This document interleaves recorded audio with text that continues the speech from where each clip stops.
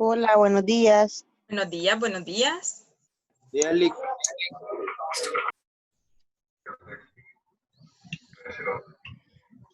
Vaya, chicos, lo logré. No, mentira. Entramos 15 minutos tarde. Ni modo. Hola. Pero es que acabo de terminar una defensa, ¿verdad? Entonces, ni modo. Si se nos acaba el tiempo y no hemos terminado la clase, solo vuelven a entrar con el mismo código, ¿ok? Ok, vaya. Porque por aquello, ¿verdad? De que esto da poco tiempo. Tengan buenos días, sean bienvenidos a esta clase. Este día vamos a ver algo bien importante para el capítulo número 4. Y felicidades, segundo y tercero. Ah, no, esperen, tercero A es, perdón, yo sigo soñando que son de segundo. Tercero A y tercero B, porque hoy se finalizó la defensa legal, ¿verdad? De las comunidades de las dos secciones. La mayoría han tenido muy buenos resultados. Por ahí observaciones, ¿verdad? Que pueden mejorar para la próxima defensa. Pero en realidad ustedes han sido unas secciones muy bien cumplidas, han trabajado muy bien. Ahora vamos a pasar a la clase que corresponde el día de hoy. Veamos. Aquí tengo unas diapositivas bonitas. Este material ya está disponible en el blog para que ustedes puedan ir y leerlo en su versión más extensa.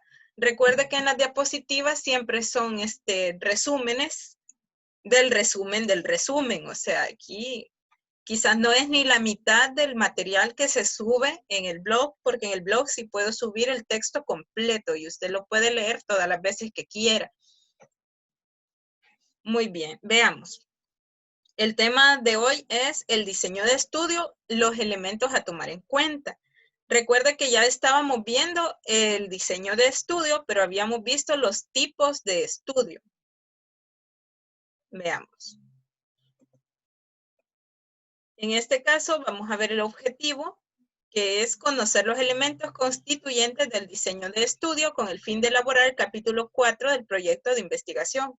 Ahora sí, ya nos vamos a lanzar a redactar el capítulo número 4 con todos los elementos que éste necesita.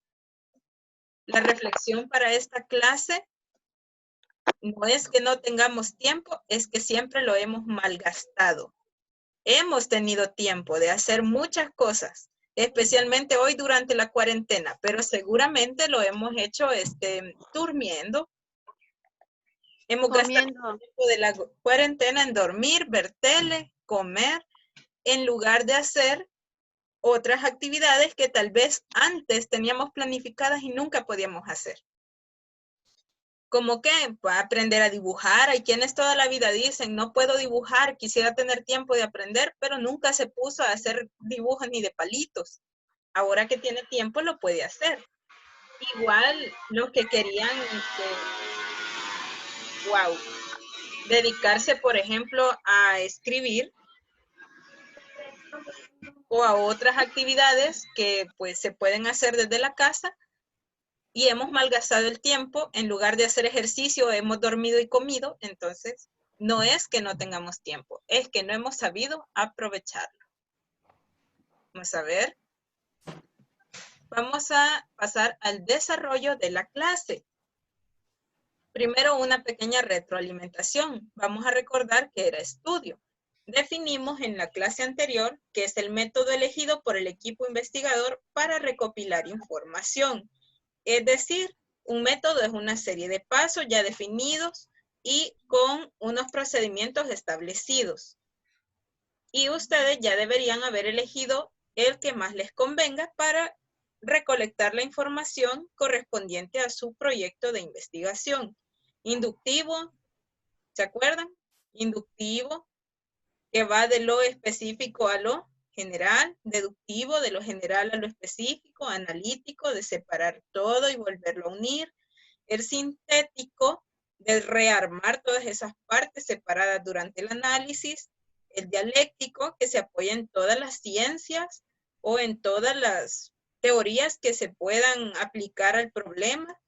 El comparativo, que busca las similitudes entre fenómenos, aunque hayan ocurrido en diferentes momentos de la historia.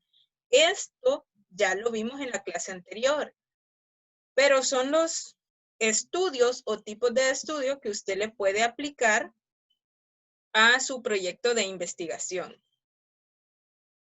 Ahora bien, existen los elementos del estudio. Cuando usted redacte el capítulo, tendrá que ir describiendo cada uno de estos elementos. Por ejemplo, va a tener que indicar cuál es su sujeto de estudio. En este caso, vamos a tener que el sujeto de estudio son los grupos o poblaciones que usted está estudiando, pero además, ¿cuáles son sus características?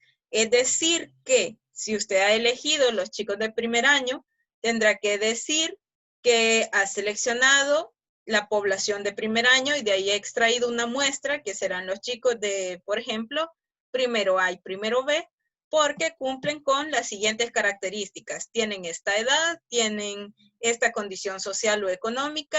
Si usted quiere diferenciar entre sexos, porque todos son niñas, porque todos son niños, etc.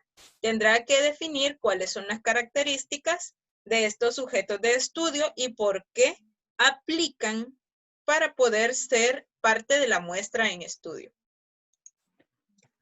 Después de esto, usted va a encontrar el cuadro de variables. Un cuadro de variables es parecido al de operacionalización que ustedes ya conocen. ¿Qué vamos a especificar ahí? ¿Cuál fue mi variable independiente? ¿Cuál es la variable dependiente? Y además, si tiene una variable interviniente y las alternativas. Es decir, como no todos han tomado en cuenta intervinientes ni alternativas, entonces va a usar solo dependiente e independiente. Para el caso que usted utilizara este cuadro, obsérvelo, tengo dos columnas. Voy a indicar en la primera columna variables, variable X o independiente, en este caso, como un ejemplo, el consumo de las bebidas carbonatadas, gaseosas, ¿verdad? La famosa coquita helada, que les encanta. Como variable dependiente, la obesidad, que es una medida de la masa corporal, ¿verdad? En relación a la grasa que tiene uno en el cuerpo. Y como variable interviniente, que en este caso le vamos a poner Z, una actividad física. Es decir, que yo puedo tener estas dos, pero la actividad física también tiene mucho que ver con el desarrollo de obesidad, así que podría ser una variable a tomar en cuenta. En la otra columna voy a tomar la escala de medición que voy a utilizar.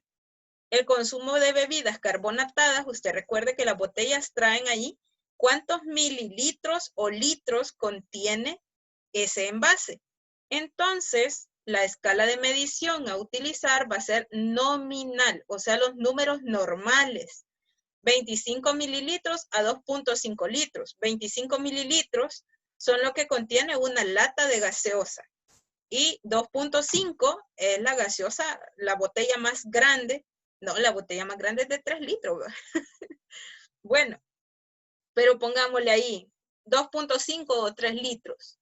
Incluso hay personas que les gusta tanto la gaseosa que toman más de 3 litros al día de gaseosa, que no es saludable, por supuesto. En la dependiente tengo la obesidad. ¿Y cómo determino yo que una persona está obesa? No es solo por la cantidad de libras o kilogramos que indica la báscula, sino que tengo que hacer una división entre la altura de la persona y el peso de la persona. Por lo tanto, esta escala de medición se determina como una razón matemática. Es decir, cuando tengo que dividir un número entre otro número, entonces es una escala de razón. Y la escala interviniente, que es la actividad física, entonces voy a medirla por intervalos, porque la actividad física se cuenta en minutos por semana. Es decir, voy a dar un periodo de tiempo y cuántos minutos hago de ejercicio en un determinado periodo de tiempo. Esa es una escala de medición por intervalos. Si tuviéramos una ordinal, ustedes se han fijado, está nominal, ordinal, intervalo y razón. Nominal son los números normales, 25 mililitros o 2.5 litros. Ordinal sería primero, segundo o tercero. Es decir, si aquí en lugar de obesidad, una de las variables fuera rendimiento académico, podríamos poner que en un ordinal, quienes llevan primer lugar, segundo lugar, tercer lugar, quienes están por debajo del 12º lugar, etc.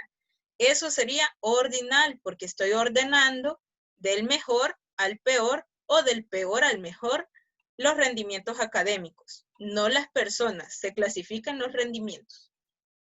Ahora bien, este es el cuadro que voy a llenar y le voy a dejar estas palabritas ahí. No, esta parte,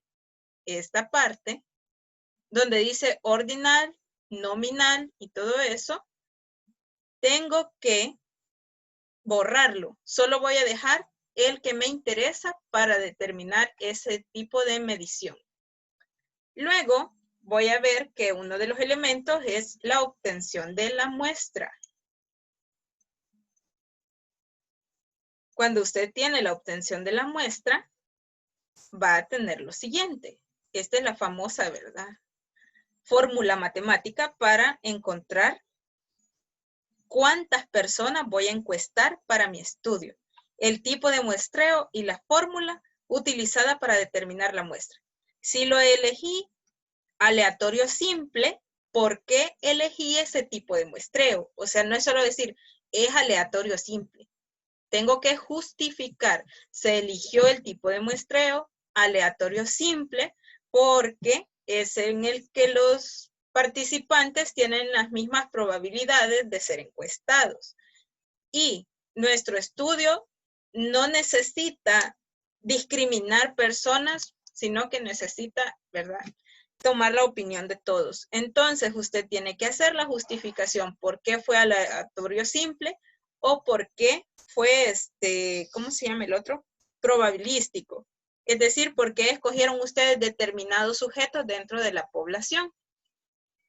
Y luego explicar lo de la fórmula. ¿Cuál es la fórmula que se ha utilizado y cuántas personas determina que se van a encuestar? Después de eso, tengo que indicar los procedimientos para la obtención de datos.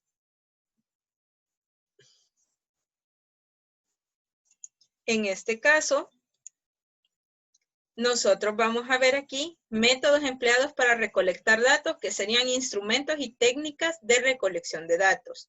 Si voy a emplear, por ejemplo, la famosa encuesta, entrevistas, observación de campo, observación controlada en laboratorio, los instrumentos que voy a utilizar, listas de chequeo, cuestionarios, etcétera, etcétera. Todo eso tengo que describir en este punto. Y también tengo que describir cómo voy a hacer mi acercamiento hacia las personas encuestadas.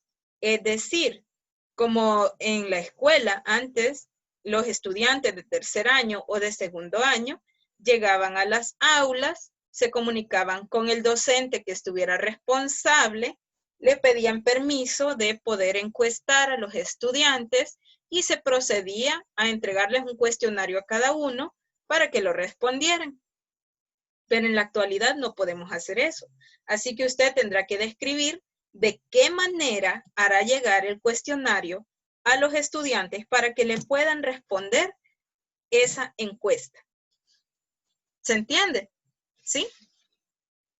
Espero que sí. Es decir, que aquí usted se va a poner a describir en qué plataforma hará su cuestionario. Si va a ser en Google Suites, si va a utilizar un Socrative, si va a utilizar qué plataforma va a utilizar. Luego va a indicar cómo les hará llegar, si va a pedir correos electrónicos, si va a pedir números de WhatsApp, si se va a comunicar con los presidentes de cada sección para que ese presidente transmita los cuestionarios a los estudiantes, ¿cómo hará para que ellos tengan ese cuestionario? Eso es lo que tiene que describir en este punto. A ver, otro punto, aparte de eso, es el manejo del tiempo. Recuerde que el tiempo es un bien valiosísimo para usted como investigador. El manejo del tiempo es algo crucial. Uno tiene que detallar el periodo de tiempo, es decir, de cuándo a cuándo tiene para realizar la investigación. Recuerden que ustedes están trabajando de enero a octubre, o sea que entre comillas 10 meses, de los que ya pasaron 6 meses. Así que ya solo tenemos 4 meses.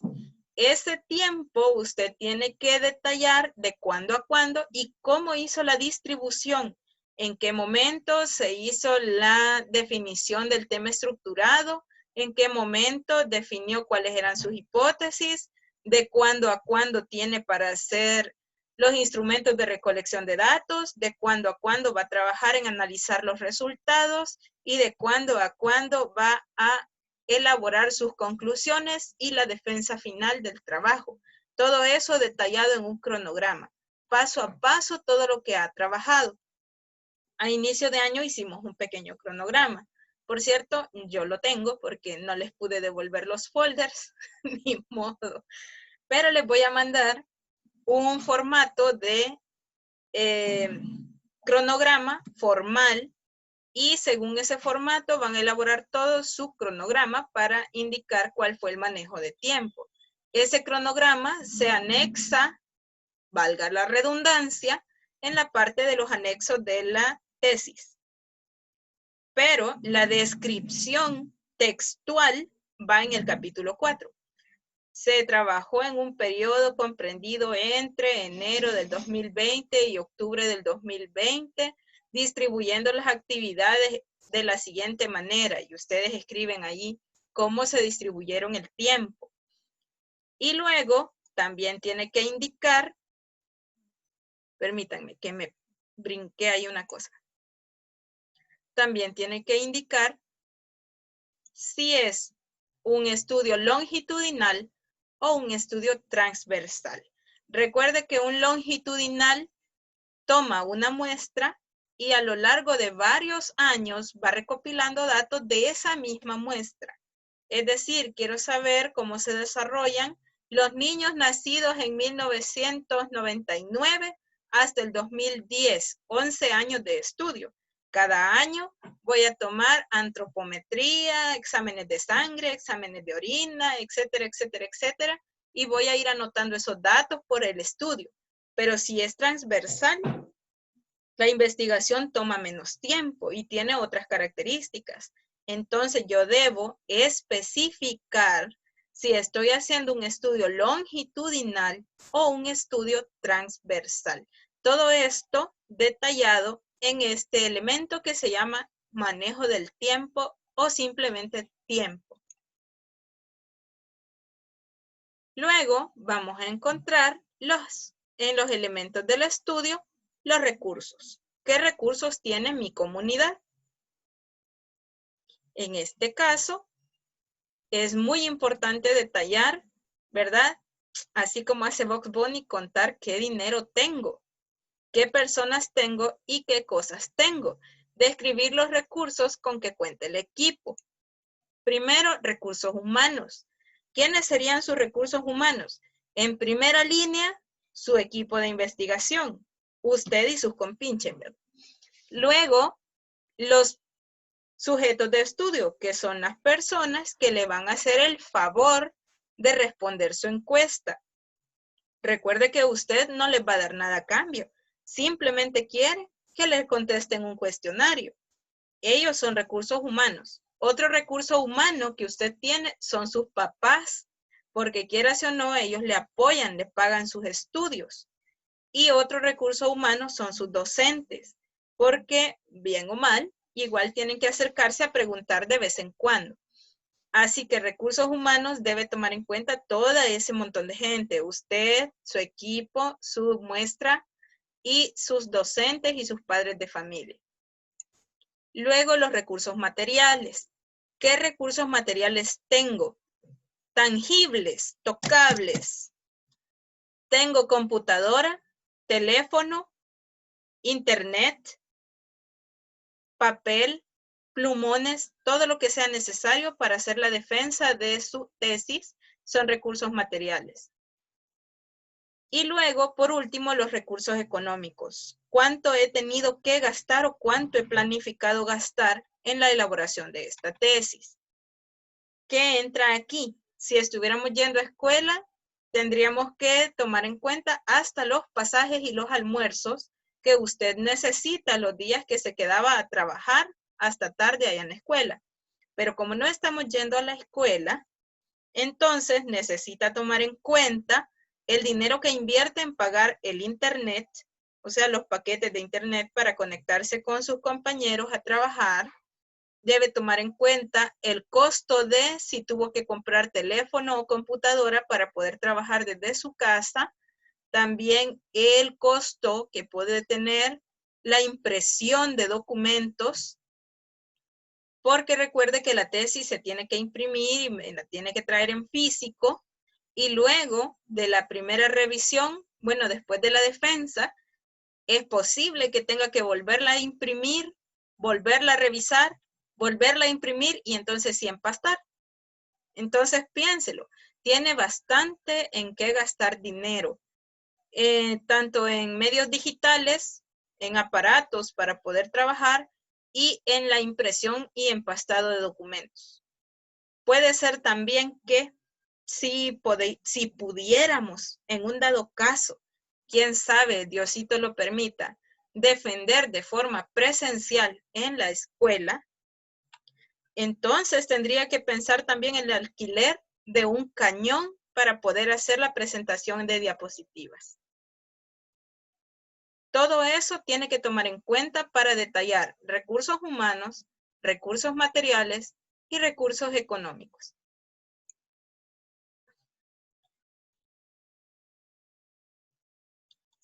Y hasta aquí llega ya la presentación.